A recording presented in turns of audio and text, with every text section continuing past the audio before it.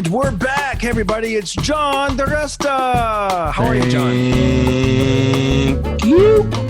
Whoa, taking the podcast to the next level. You got a backdrop, you got a microphone, you got a headset, you got lighting. That is a real backdrop that I made with ponderosa pine, dark walnut, and then some polyurethane. That's the real deal. Wow, nice. Nice. We got a lot to get into. I got questions for John DiResta. I got questions about, because I always tweet out, hey, anybody got questions for John DiResta? And the people that know you from the movies, from the TV, people that know you when you were a cop, all these people ask questions. One of your biggest fan, Rems, is out there. Rems says, tell him I said hi. So Rems is out there. I got something to say to Rems. In my balls. Hey, it's a small world. There's a guy that's a mutual fan that listened to our podcast and would love our stuff. And then I just happened to be on Jimmy's YouTube channel, your brother Jimmy DiResta's YouTube, and I think he did something, and he gave him a shout out. Remember Yellow Mug Inc. on Instagram, Yellow Mug Inc. out of Chicago, and it was hilarious. Like he may have tagged Yellow Mug Inc. and didn't even do the correct Yellow Mug Inc. And I'm like, oh, I know that guy, Chicago, Yellow Mug Inc. So shout out to that guy. The old Yellow Mug Inc. trick. Yeah. I know. Watch me say it. Hopefully I don't have the wrong one. But the only thing yellow on me is the front of my underwears. Hey-o. I got a question. So what kind of microphone do you have right now? Because my Indian name is Yellowstain. Oh gosh, I don't know. I bought a mic for $50. I don't know. It says J Lab, not to be confused with J Lo. J Lab. J Lo. That's good. Because a lot of people want to do this, and I want to know like what kind of. Okay, I'll give you. I mean, this was $50. The computer was $400. I bought a light. Do I look better in the light? Yep. You see the gray streak in my hair right here. Where'd you get the light? I bought them all at the same place. Mine looks different. Mine's round. Like Dancing with the Stars. I got this at Best Buy. See, it looks me. Yeah, this is a Best Buy deal. How much was your light? I want to say like 30 or something. Yeah, mine was about 40 or 50, and then the mic was about 50. Yeah. Earphones were borrowed. Nice. And then I have that other light over there. Look at this one. I'll show you this light real quick. Look at this light. Look at this. This one's the same thing. Yeah, it looks like the other one. Yeah. This is look. We can't. I was going to say, you beat me to it. What's that? We can't for sure. We can't for sure think that there's two. We can only assume. Now you've proved it. Yeah, I proved it. See, there you go. You and your conspiracy theories. There we go. We proved it. Go. Did I put the light back in the right spot? Okay, this is okay. I want to get into some questions for you. Did you hear the news today about Eddie Van Halen? Yes, he was my hero. It's very sad. If you don't mind me telling a quick, I've seen Van Halen not one, not two, not three, 4 times. I grew up as a monster heavy metal fan, monster Van Halen fan. Remember being on a broken down yellow bus to football camp. We went 1 mile from high school in the summer of 81 or 82. Summer of 81, and we went to the bus broke down. We had a 150-mile ride, and 1 mile into it, the bus broke down, and Gerard Zappa was playing, holding up a radio, and I go, what is that? And he goes, dude, it's Van Halen 2. And I only knew of Van Halen 1. Like, I knew every song. When I listen to it on the radio, I know exactly what the next song is on Van Halen 1. I think Van Halen 1 might be the greatest album ever made. I saw them at Madison Square Garden with Pat Vidaro. And then I saw them with Sammy Hagar in New Jersey outdoors. And Sammy Hagar sang we were like in the 5th row, and Sammy Hagar sang what would you call that? With just an acoustic guitar, like acoustic guitar. Like the whole group took off the stage. Like an unplugged acoustic. Unplugged Sammy Hagar. He said he hit the last note and and I yelled, ha! Play another one! And everyone laughed at Sammy Hagar. I got a laugh out of making fun of Sammy Hagar, and everyone heard it. Like 150, 200 people in the front heard it. Then I saw them in Madison Square, Nassau Coliseum, Van Halen, Metallica, Sammy Hagar. Dude, you just muted yourself. I don't know what happened there. Did Sammy Hagar mute you somehow? I do not hear you. Hello? I don't know what happened. I think you just muted yourself. I go, I can't hear. Okay, now I can hear you. Yes. So what? All right, so we'll start right there. Do you know who Sammy Hagar is? Yes, the Red Rocker. But he took over for David Lee Roth. Yeah, and by the way, I just got to say, I love Sammy Hagar when I see him he's on some interview show. I like his personality. I like him as a person. I can't drive 55, and I like right now. But right, you're in on it. For the most part, I'm a David Lee Roth guy. No offense to Sammy, but I like David Lee Roth. I like that Van Halen. Okay, no problem. So I just want to clarify that I like them both. What did you yell out that got the big laugh? What did you yell out? I just said, ha! So Sammy Hagar was playing like a ballad, and he hit the last tune, and he let it ride out, and the whole audience of 30,000 people at the Meadowlands was dead silent. And just one little fat skank from Long Island with no neck that was drunk in the middle of the day goes, "Ah, play another one!" with full-on sarcasm, and a good 150, 200 people in the front rows laughed at Sammy Hagar because of me. Hilarious. Yeah. I'm heckling Sammy Hagar for no reason. All he ever did was like me. Right. So watch this. The third time I saw Van Halen was with Sammy Hagar. Metallica opened up Madison Square Garden. I'm sorry again, Nassau Coliseum where the Islanders play. And I went with Jimmy DiResta, who you know, and Jimmy's best friend at the time was Andy Polina. And Andy Polina was such the town hood drunk that he had to go to rehab in like 83, 84. And he went to Betty Ford Clinic, and his roommate, he's from Long Island. He's from Long Island, my town. He goes to Betty Ford Clinic, and his roommate is Eddie Van Halen. Wow. Your turn. Goosebumps. So watch this. We go to see Van Halen in like 86, 87. We get good tickets kind of towards the front, but not right in front, like 15 seats back. And Jimmy DiResta makes a sign out of oak tag in big bright letters that says, "Hey, Eddie, it's me. Andy from room 6V at BF Clinic." So in the middle of the concert, oh my gosh, somewhere along the way where it gets a little quiet, or I remember like kind of like Eddie might have been playing a jam, like a solo, and Sammy Hagar, who I had made fun of only about a year or two before that and mocked him. There's only one way to mock. That's one of his songs. That's another good song. Oh, it's a fantastic only one way. That's another good mock. One. Okay. Yeah.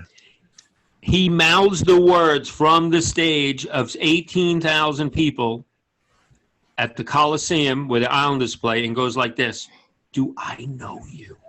And he's pointing at Andy Polina holding the sign saying, "Hey, Eddie, it's me, Andy from room 4B," or whatever. Yeah. And Sammy Hagar, it was funny that he actually sees these people in an audience. We think he sees a massive just black and lighting. We don't know. You know, like, think about it when you're a stand-up. When you treat them as an audience and it's just a big dark space, you can have a worse set as compared to, hey, there's 8 people there's 15 people here. There's 1,000 individuals here to have fun. That makes the set easier. Did you know that? Yeah, yeah. Because you're not giving the power away to a mass in the darkness of, you know. So anyway, you're Sammy not just Hagar performing to some giant light. Yeah. Sammy, which I've done. Sammy Hagar says, "Do I know you?" Yeah. Your light's killing my story. Sorry, man. Do you want me to get off? Is that the light in the comedy club? No. Okay, continue. I missed it. I missed the point. No. So Sammy Hagar mouths the words, "Do I know you?" And my friend Andy yells, "No, I know Eddie. I know." He's pointing like this to the right. "I know Eddie." And that was the end of that story.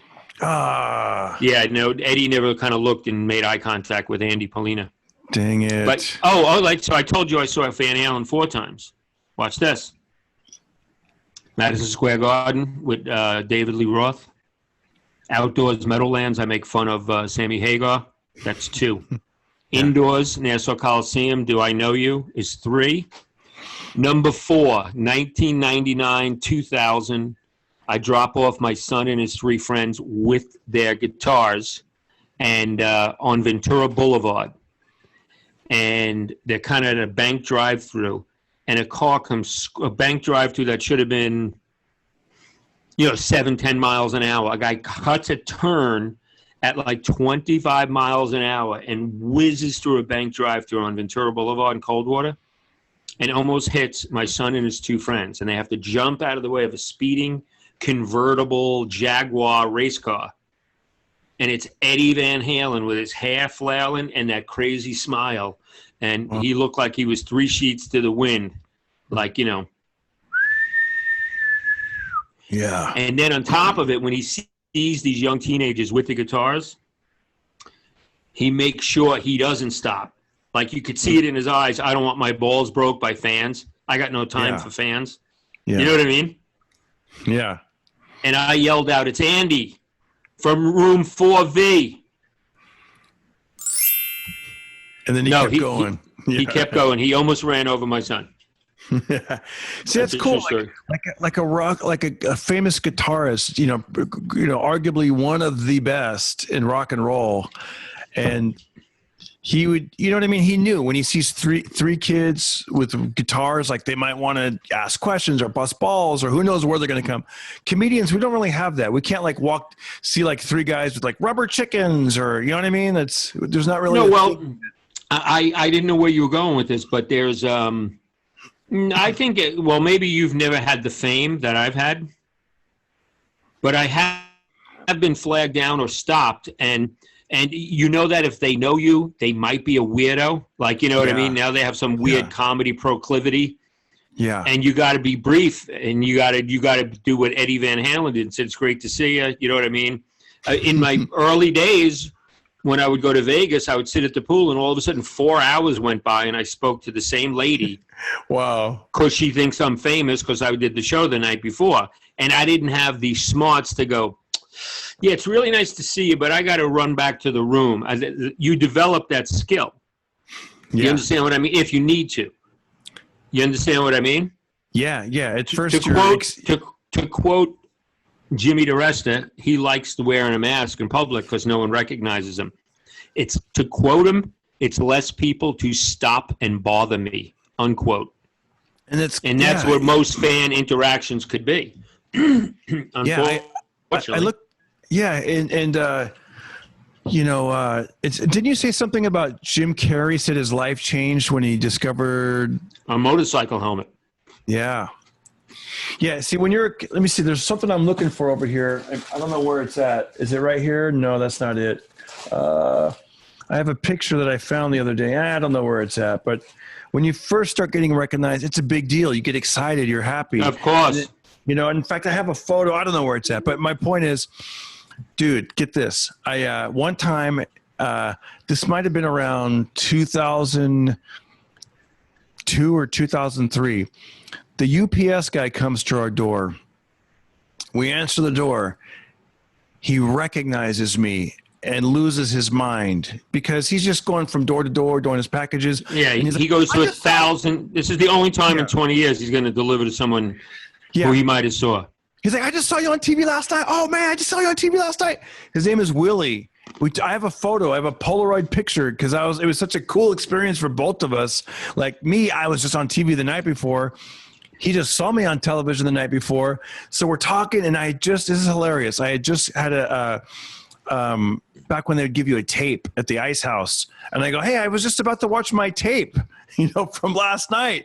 And he goes, "I was just about to go on my lunch break." And we're like, "Come on in." So there you go. He literally sat down on the couch. He had his lunch. We watched my set, and it was cool. And it never happened again. It never happened again. Maybe looking back. That's why you took a Polaroid. Exactly. No, watch this. The first time, and I never thought I would live in Hollywood. I never thought I would do much other than stand up in New York City. Yeah. Yeah. So I was only doing it about a year. And we were in the homeless outreach unit. We dealt just with homeless people in the subway. But our sister unit was the Vandals unit. That was the AGF, anti-graffiti unit. So this was 15 or 20, 30 cops with long hair and tattoos. They were all biker-like, and they looked after graffiti artists. So they had a function in Great Neck, Long Island. Great Neck is the home of, who was that crazy guy that died from Taxi? Andy Kaufman. Yes. He's from Great Neck, and so is Alan King, the comedian from Great Neck. He's in Casino. So me and New York's second funniest cop, Joe Bottlement, they do a show for the Vandals unit in a bar for all the food we can drink, all the food we can eat. That's our pay. All the food we can eat. And it was a bar. It wasn't a good setting. It was almost like 30 cops that were too cool to laugh with tattoos and earrings, and you two schmucks are going to show us what it's like. You know what I mean? We laugh better amongst ourselves than at you two idiots. That was the feeling. And Joe had a horrible set. And I don't remember my set. I remember Joe just being very unhappy with it. And two things came out of that. The next night, we were on patrol in the homeless outreach van, and the Vandals van went by, and it was plain clothes. It was unmarked. And they saw us. We saw them in Brooklyn on Flatbush Avenue at like 2 a.m. And over their speaker, we heard, "Tell your buddy from Central Park, the comedian, we want our food back." No Hollywood writer could write that. Only a New York City cop. They wanted their food back. He was so unfunny. Yeah. And the next Saturday, let's say 2 or 3 days later, I was at a garage sale. This is a true story. In Monroe, New York, 50 miles north of Manhattan. I'm at a garage sale, and the nicest guy, beard, big white teeth, he goes, "Hey, man, are you a comedian?" I said, "I am." First time ever recognized as a comedian. "Are you a comedian?" Nice. I said, "I am." He goes, "Oh, I was at that Vandals party, man. You were good. You were good. I give it up to you." I said, "What do you do?" He goes, "I'm a transit cop." I said, "So-and-so. We've been friends for the next 10 years. That's cool. I got recognized at a comedy club. At a garage sale. And then we lived in a weird complex, like all built with tennis court. Like, you know how they build like a condo complex, and that's the new place to live? Yeah. Little do you know, you're going to hate every housewife, hates your wife, and everyone knows everyone's business. And it's horrifically like bad sitcom. Look, John DiResta, ooh. Well, the first time I ever got a ride in a limo just to do a talk show, they were like 2 or 3 families turned on me forever. To this day, they're turned on me because the limo picked me up. Who does he think he is? Yeah. And that was the pay to do the TV show. It was in Jersey, in Secaucus. I said, "I don't even want your limo drive, because when I get off your show, I have to go work as a cop." You know what they said? What? "But drop you off at the precinct." Yeah. So I got 2 limo rides. So everyone saw me at the ride in the morning. At night when I got dropped off. So now all the cops, who does he think he is? And watch this. The next morning, I live 50 miles from New York. I had to take a subway to the PATH train that takes you under the Hudson River, and now you're sitting in a town in New Jersey you never saw or heard of, and it's 6:15 in the morning. Watch this. And I go up to the window. "How you doing, John DiResta? I need a ticket to Harriman on the North Shoreline," whatever it's called. Guy goes, "Let me see, Harriman. Train leaves at 10:45. Now I'm 4 hours and 45 minutes at a bus station with no sleep from the night before because I was a cop. And watch this. But 12 hours before that, I was in a limo being taken there. Maybe that's a metaphor for showbiz. And I had no money for food. I was broke. Yeah. I literally said, because I thought I'd get on a train and be home by 7 a.m. and have breakfast and go to bed.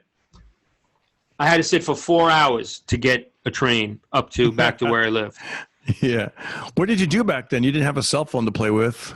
No, you didn't have a cell phone. I did what I always do. Pick newspapers out of the garbage and read the scraps. That's for what I did for 12 years as a transit cop. Pick stuff out of the garbage and read. Or I'm looking for a novel. Let's say this was The Godfather. Yeah. As a paperback. See that? Yeah. Let's say it's 500 pages. It's a paperback. take 30 pages a night and throw them out as you read the book. No Hollywood writer could write that. So you read a page, then you throw it out. Read a page, throw it out, and then you get to the end, and the next night you bring out 20 pages. Wow. And what's the purpose behind tearing a page out after you read it? Well, you're not carrying Oh, smart. Yeah, you're not carrying a book that's 4 inches thick, and you can get in trouble because you're a cop. Oh, I see. So you're turning this big, thick book into a thin little... Right. You're not going to read 400 pages. No Hollywood writer could write that. Douchebags. That's true. Now they would just be like, well, why didn't you just download it to your phone, bro? Yeah, there was a couple of guys on my sitcom that were complete douchebags, and they thought that they were king of the world because they were a sitcom writer. Yeah. Gosh. They wrote sitcoms. I have an early day today. I have a court date for my rentals. My rentals. I have rentals in Valley Village. Gosh. So that must have like just like a punch to the gut. You were a naturally funny guy. You're in a funny environment. Then you come out to LA. Then you have people that have properties and stuff, and it's more to them. You're just another job. You're not really. They don't care about. Dude, it took me years to realize I was just another job. Years, maybe a decade, to realize. And I'll tell you who told me it. It was funny. A hooker. No. Yeah, he's yoink. Did you hear that drum roll? I did.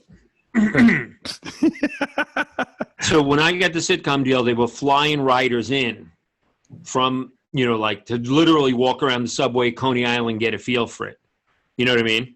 Yeah. And one guy wrote for this show, back then it meant a lot more. Oh yeah, I did this. I was a story editor on this. I wrote on this. And wow, this guy's important. This guy's the greatest. That guy that ever lived. Yeah, He's the greatest. Who's that comedian? He's the greatest. I don't know who I'm imitating. I don't know, but that sounds good. Okay. And I didn't go with him, right? But he came to Coney Island. He had Nathan's hot dogs, and he flew in from L.A. and stayed in a hotel. It's like a 10-hour day of what New York is like through my eyes in my world. And I'm still a cop.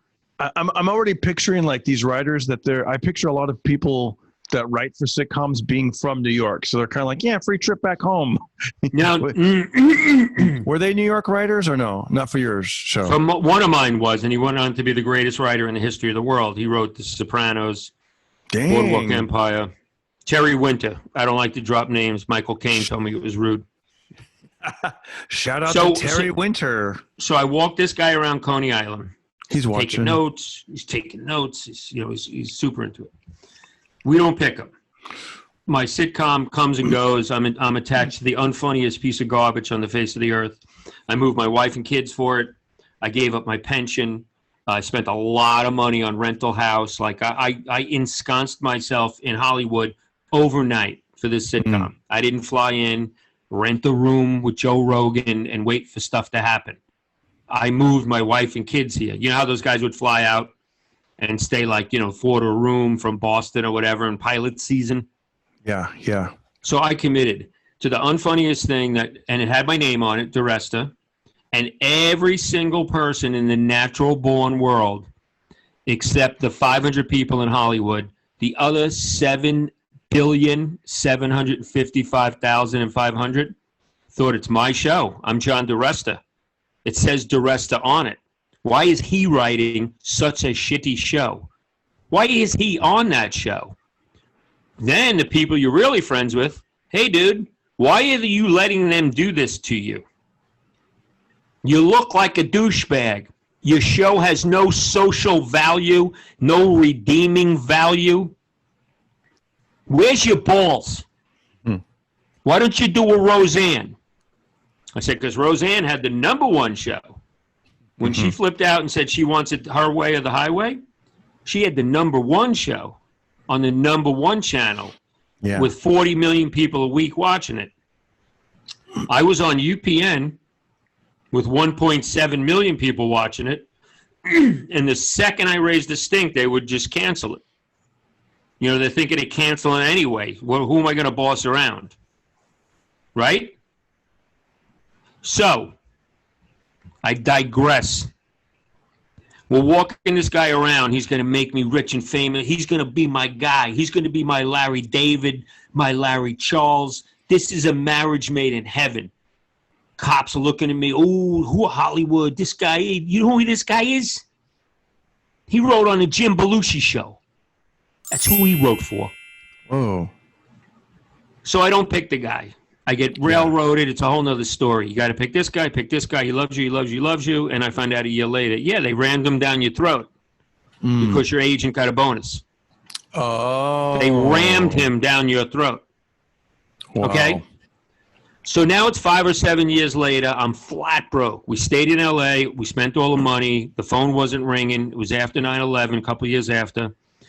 And I see this goofball walking by with a knapsack, and he's completely disconnected to life. Like, it looks like he's going to walk. He's walking down Whitsett. And he looks like he's going to just walk into traffic and get hit by a car. Like, he doesn't even know to stop. That's how disconnected he is, and I could tell. Next day, he walks by again. I go, hey, dude, you remember me? Hey.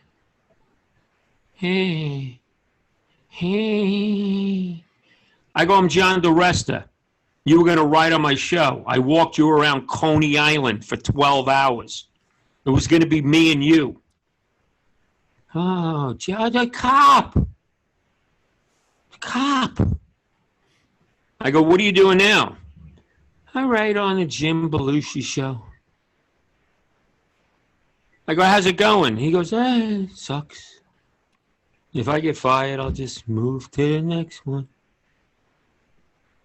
That's the point of the story. That's how committed he was. If he would have gotten my show. Just another job, another job, another job, another job. Dude, watch this. When your name's in the title and the show goes down, all 60 people on the call sheet, from light bulb maintainer to food to writer to producer to director to wardrobe. If there's 60 on the call sheet, 59 go to a new job a week later. Guess who doesn't? The star of the show. You want to know how many times that happened to me? 1, 2, 3, 4 times. Wow. Okay, next question. By the way, these are great stories. Actually, I think this was meant as a joke, but I think you have a serious answer. Because for the reason I think it's going to be serious is you actually have a backdrop. You have your shit together this time. You have a microphone. Sometimes, technically, I'm like, what's going on here? But here's the question. Does he have another podcast offer? They said, does he have any other podcast offers? I'm not sure what that means. You mean just to be a guest? I don't know. I think, you know, it's I can answer it. Real quick, before you answer it. Last time, because the same person that answered this tweet, they go, has he ever seen Groundhog Day? And then I think they were setting it up to be like, yeah, because every time, you know, it's like being on the Pocket Party podcast. He's trying to bust balls that you're on like every 3 or 4. Yeah, I'm on all the time. I tell the same stories. You know what he could do? He could suck my dictionary. And when he's done, he could suck my cockroach. Let's see how many podcasts this guy could do and keep interesting. Look, exactly. I can't help it if I like Twisted Sister and I used to be a New York City cop. I can't help it. What do you want to hear stories about? My ballerina class? Your mutt? What's his name? It doesn't say. Grow a dick and say his name. These guys are always anonymous. That's the thing. It's like they're always like some anonymous. You know what I mean? Like on Twitter, how they have the egg and you don't even know who they are. Because I know. I go, John DiResta is going to be on. Any questions? Boom! Right away. This person, whoever this guy is, does he have any other? Does he have another? I don't even. He didn't even write it right. That's why I can't read it. Does he have other podcast offers? These guys are. Yeah, watch this. Even his question sucks. It doesn't even make sense. So that's how good a writer he is and a storyteller. So let me answer. I just did a podcast with Jimmy DiResta, John Mulrooney, and Mike Mulrooney. 2 brothers, 2 sets of brothers from New York. Don't know if it's going to go anywhere. I have a podcast called DiResta the Story, which I don't maintain and I don't do. I will now that I have new equipment. And guess what? You know, I'm not reinventing the wheel here. You know what I mean? Let's see this guy be funny for 30 minutes every 2 weeks. How often do we do this? Yeah, exactly. This is hilarious. You're getting me energized by it. You're bro. I know. I'm going to read all the questions because some of these questions I was like, these are stupid. I'm not asking them. No, they're not stupid. Guess what? I have 2 comedy coaches. The guy that wrote that letter has no comedy coaches. I have 2. And not to do inside baseball, but he said if it's delivered right and it's grounded in quasi reality, lots of things are interesting and funny. And again, when I do, I've done, not to drop names because Michael Caine told me it was rude. But you might have heard of Adam Carolla. I've done his show 5 or 6 times. And guess what people say on Reddit? 70% go, he should be his co-host. This dude's the funniest guy ever. I'm just saying what they say, not me.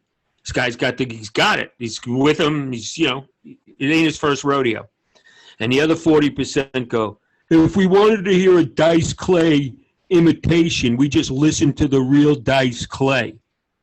Oh. I'm over here now.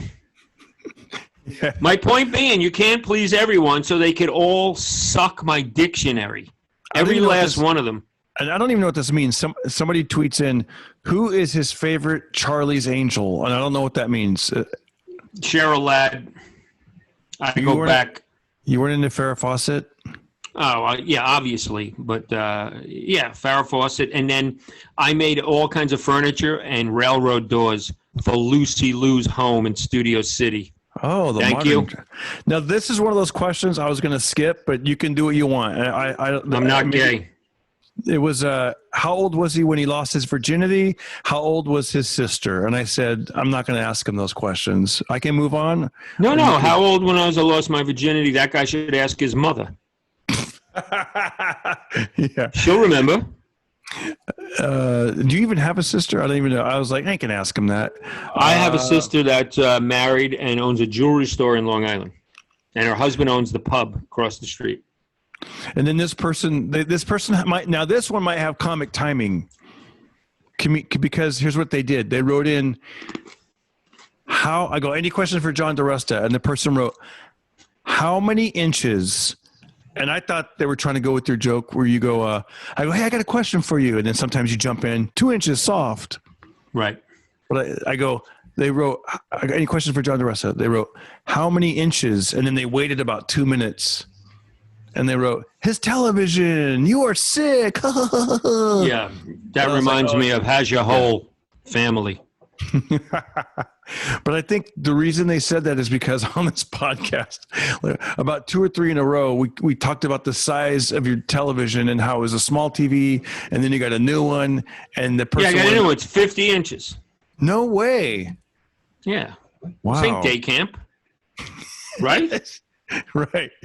Because I remember last time I think I asked you and you didn't answer the question. You go, well, who cares? I don't care about size. I'm over here now. I don't brag about the size of my TV. Oh, Little Miss Muffet. It's 50 inches. Yeah, 50 inches. Next question.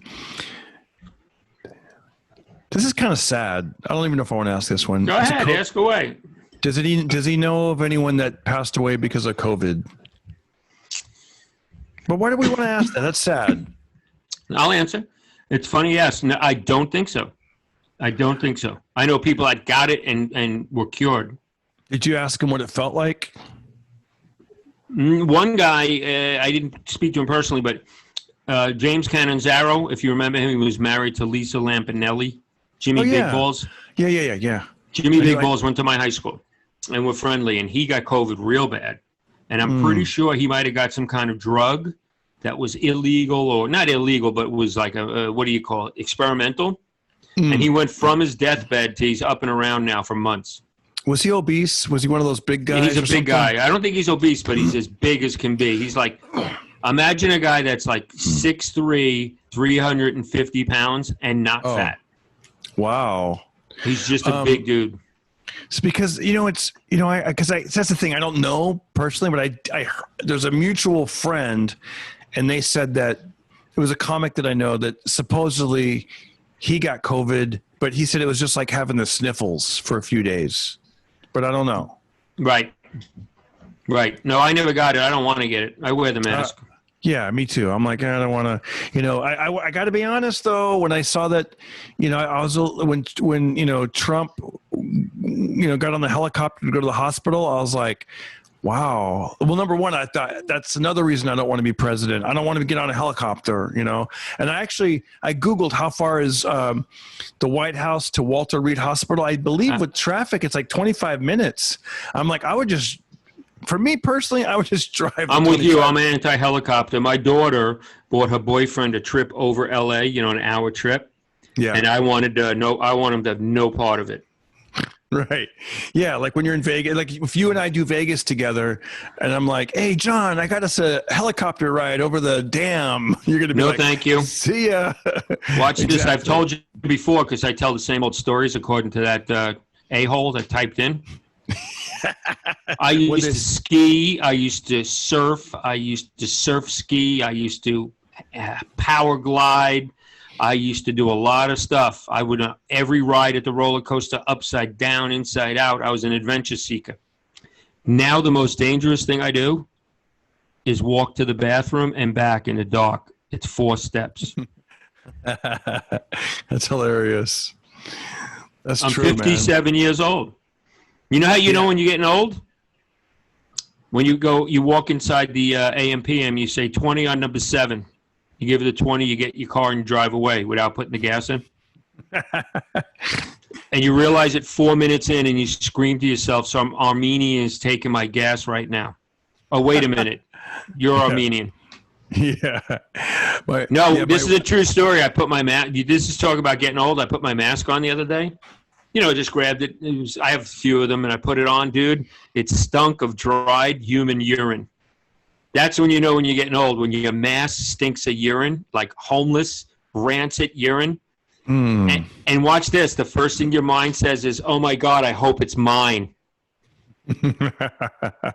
Yeah. You know what I mean? You don't want to grab the work truck with everybody's mask in there. You're like, yeah. I don't even know how it got to that stink. Throw it away or wash it. Just throw it away. Yeah. Yeah. How does, okay, next question. Popeyes or Chick-Fil-A? That's a good question. I'm not an expert on either. I went to Popeyes yesterday and the line was too long. But if I had to I did have that spicy chicken sandwich about 6 months ago. I have to admit, I thought it would change my world. I thought I'd get pregnant. It was okay. You know what I mean? It had pickles on it. If I had a choice, I would have to say, and I've been to both very few times, Chick-fil-A somehow, some way has whether it's personal experience or word of mouth, it seems to be better. Yeah, it has like I don't know, maybe because they throw that tomato and lettuce on there. For me personally, I'm like, it feels like it's healthier. I'm like, this is good. There's a Chick-fil-A, on Sunset and Highland, Sunset and Highland. And I'll tell you about being low in the comedy world. I used to coach comedians. And this girl wanted a coaching lesson at 4 a.m. before she got on an airplane to go back to New York at 6 a.m. Like she was hooked on my coaching. And she thought if she got a session in before she got on the plane, that funniness would ride with her back east.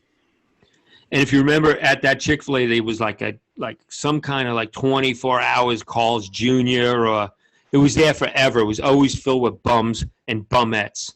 Those are female bums.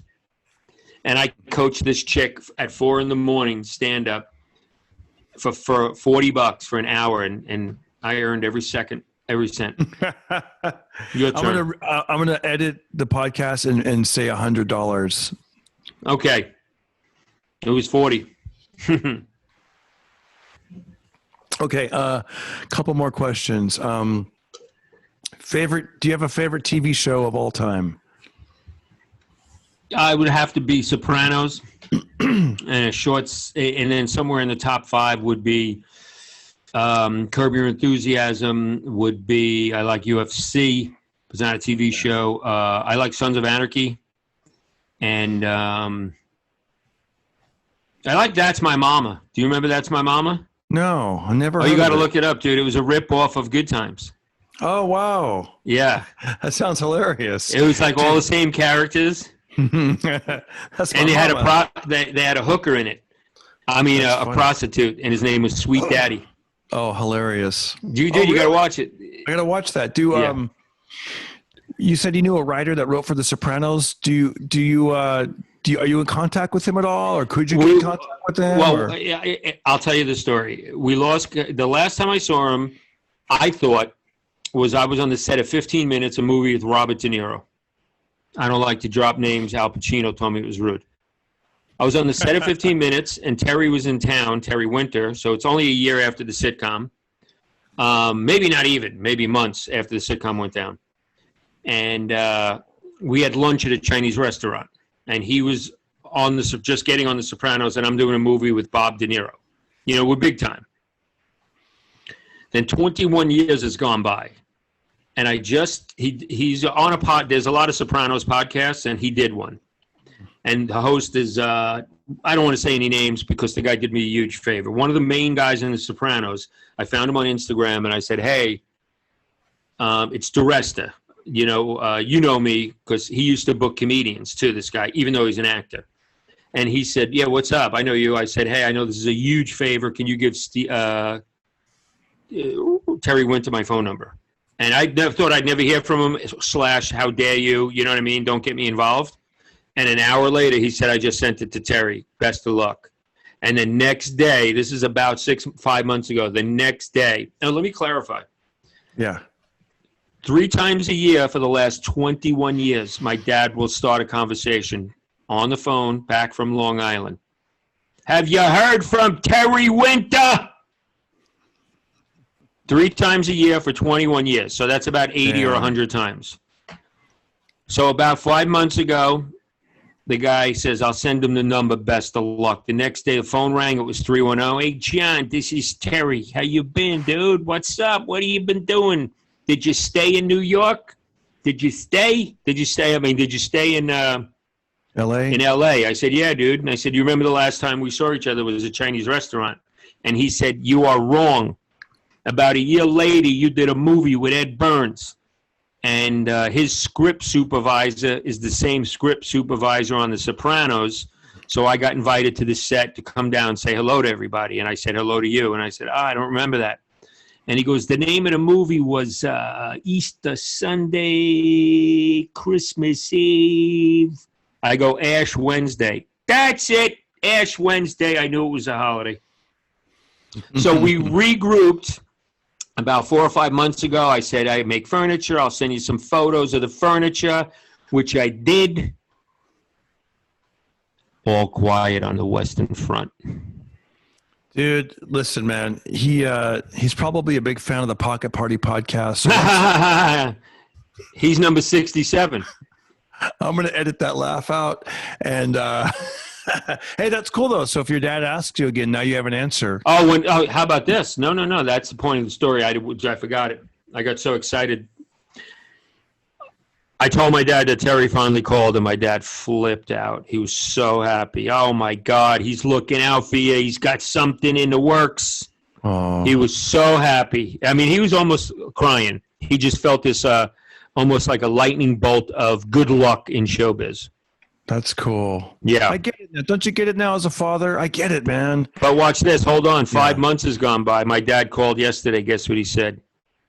Have you heard from Terry Winters?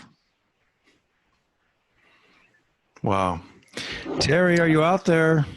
I did a set tonight. First one in 6 months. What was it like? Was it online or was it in real life? How dare you?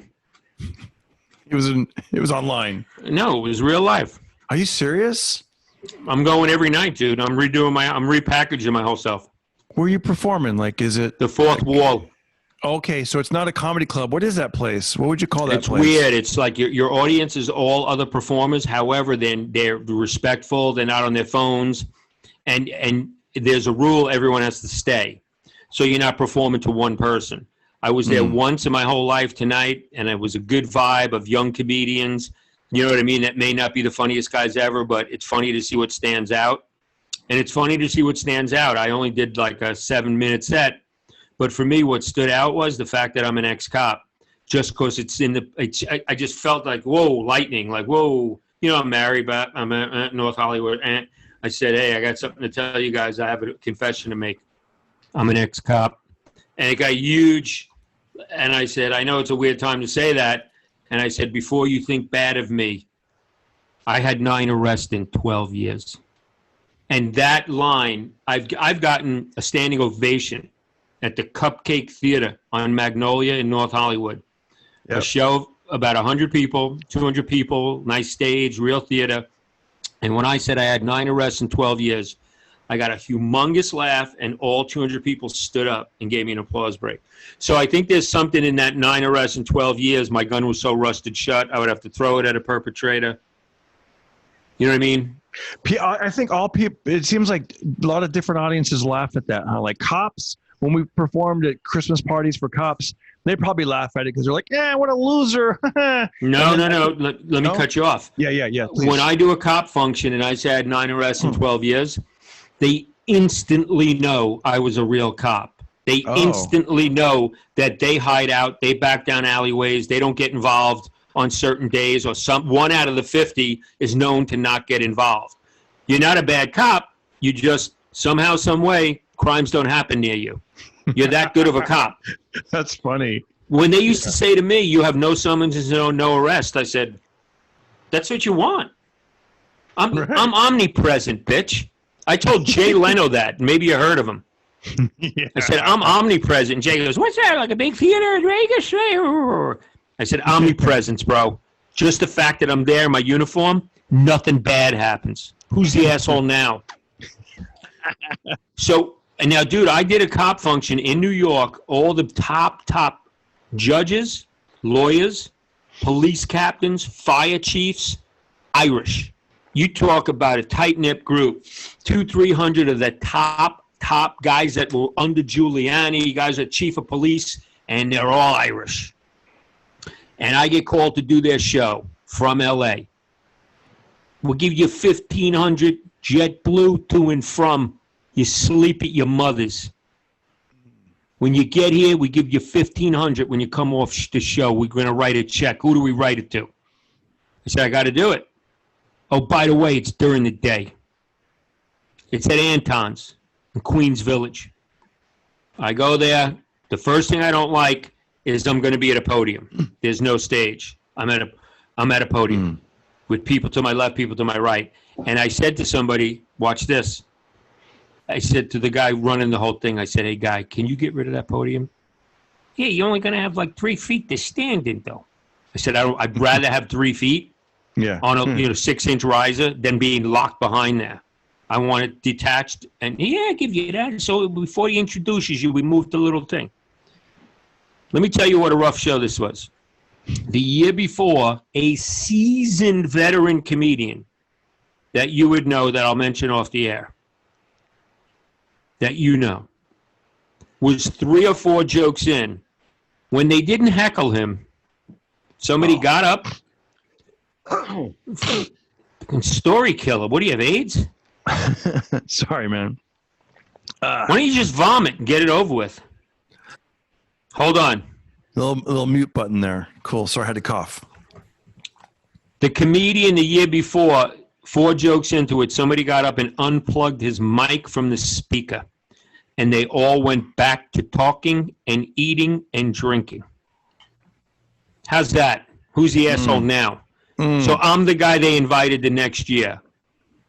Here's the point of this story. Hey, everybody, thanks for having me. The Irish Hibernians. I don't have much space to work with. And let's get one thing out of the way. I'm like you guys. I'm an ex-cop. Yeah, right. Where'd you work? From the audience. I said it was transit. Yeah, you transit? I said our motto is you ride, we hide. Boom. I said, you want me to prove I was a New York City cop? Yeah, prove it. I said I had 9 arrests in 12 years. That was it, dude. I cracked him open with a hatchet because those numbers, only a cop would know that. You wouldn't know that. You know what I mean? No. I had a guy come up to me in El Paso with You Play a Lot, and he goes, "Hey, bro, the 9 arrests in 12 years, bro. You're killing me, bro. I had 333 arrests last month, bro." He had 333 arrests in a month on the border, and I had 9 arrests in 12 years throughout the 80s and 90s in the subway, crack, hookers, everything. Dang. So anyway, that joke, it has a lot of depth. Okay, 2 last questions, and we're going to run. Do you have a useless talent? I used to be able to spin things on my finger like this. Oh, no way. That's funny. And that was one of my useless talents. Yeah, well, all comedians have them. Yeah. I used to be able to spin like a pillow or a magazine. A pillow, a wet rag, and I just can't do it. I used to be a very loud snapper. I can't anymore. I used to be able to do this where your fingers go, you know, where they slap? Yeah. And then I'm a juggler. I know how to juggle. Do you know how to whistle?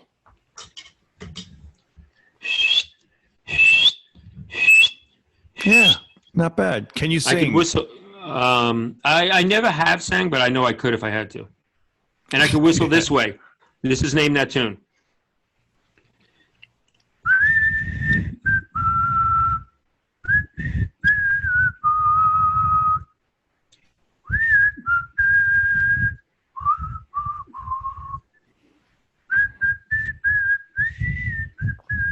You don't know it? No, I don't know it. Guns N' Roses, Patience. Oh, man. With a little patience. Yeah. All right, last question. What's something that a lot of people are missing out on because they just don't know about it? Nurse Jackie. Have you seen the show Nurse Jackie? No. Is that with the mom from Sopranos? Yeah, it's a fantastic show. Wow. Also, I don't know, maybe heavy metal, but it's, Okay, so let me ask you a question. I think you have to have an acquired taste. Yeah, you're right, though. You do. For a lot of this stuff, it's something I'm found that, like, there's certain things I'm into, like, music-wise.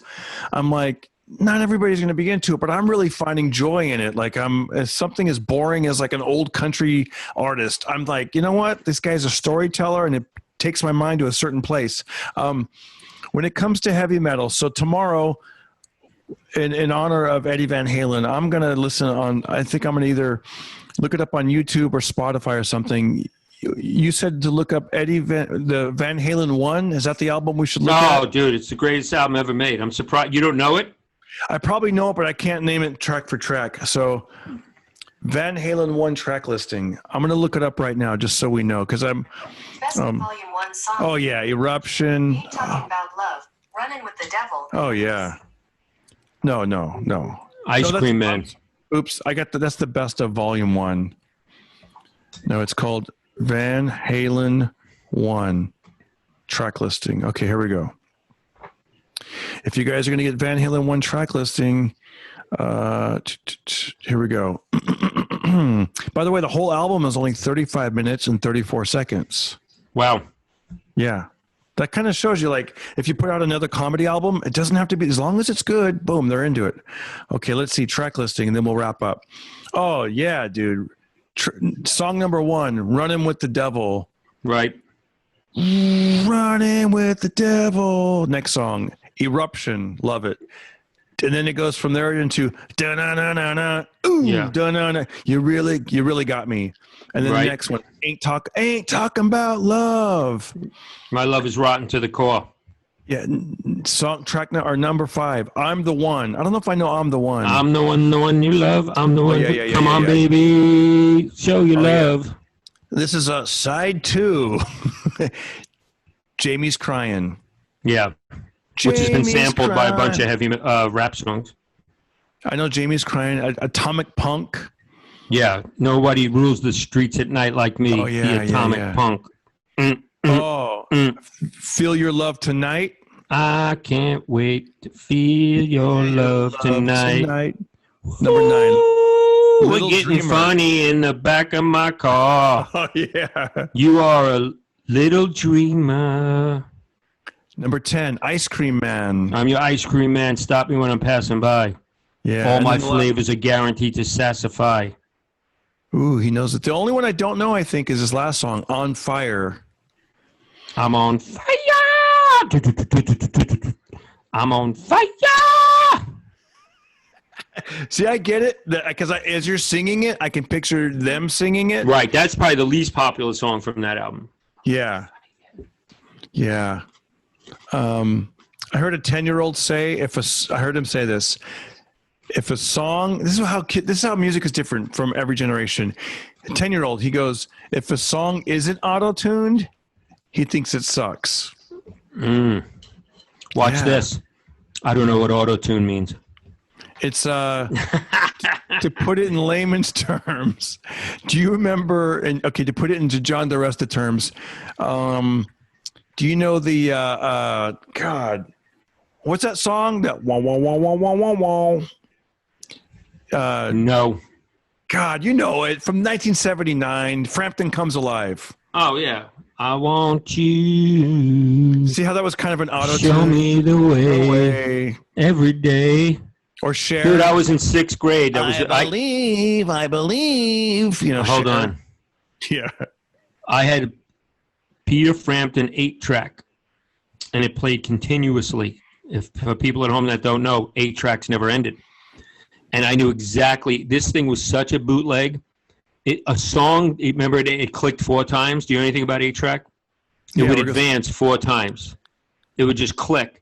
And this Frampton Comes Alive would clip and start over in the middle of a song. Oh, so I'm so used to the Peter Frampton Comes Alive album that I know where it pauses, and then like there would be a 2-second silence, and then it would start again. 1976. It came out in 76.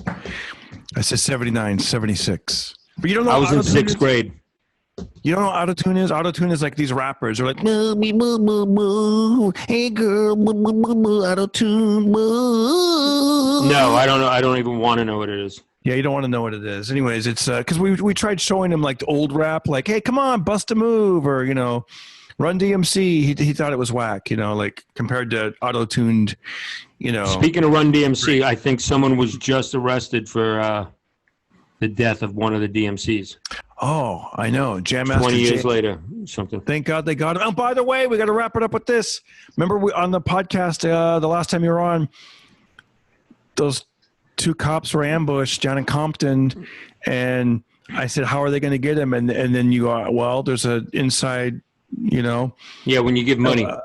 Family. Yeah, yep. And so I just saw that they got the guy. They actually got the guy that shot those 2 sheriffs. Good. Let's hope he spends the rest of his life in jail. I don't get, but I mean, normal people. He had carjacked somebody violently before, so normal. He just doesn't think normal. But what now you're going to just be in jail till the day you die. I mean, is it worth it? I don't get it. I don't know, man. It's Did crazy. I show you how this is how I open my set now? How? Hi everybody. My name is John DiResta, and I'm an ex-cop. You get it? Like I'm confessing to something? Oh. Like an AA meeting? Oh, I see. Oh, yeah. I wasn't selling it then properly. Yeah. I'm an ex. You know what I mean? See, I think it's because I already know you're an ex-cop. So to me, it was just like a sentence. It was like, Right, hey, okay. I'm Darren Carter, and I'm a party starter. It's like, yeah, we already know. But I know what you're saying, though. I'm an ex-cop. Yeah. Dude, listen, man. It's always fun to have you. Thanks for letting me bombard you with these crazy questions. No, I don't mind. It's fun, dude. You're doing a good job. You too, I'm really glad you've upped your game with the light and the microphone and I think you brought more energy today too. I mean, you always bring it, but today you were really on one, man. You really. Oh, good. Look, and I appreciate that. No, I like to hear that. And watch this. Not to cut you off, I should have let you go on because you're complimenting me. My light changes colors, and I didn't even realize that. Watch. Hold on. Look at that. Oh, wow, dude, high end. Look at that. Right? That's a good one right there. That's a good light right there. Oh, see, That's now I have this yellow one over here. Yeah. Were you happy with that light? Because you told me you're like, oh, it's battery operated. Oh. No, watch this. It's not battery operated. You plug it into the computer. Oh, good. And it's better than taking it back.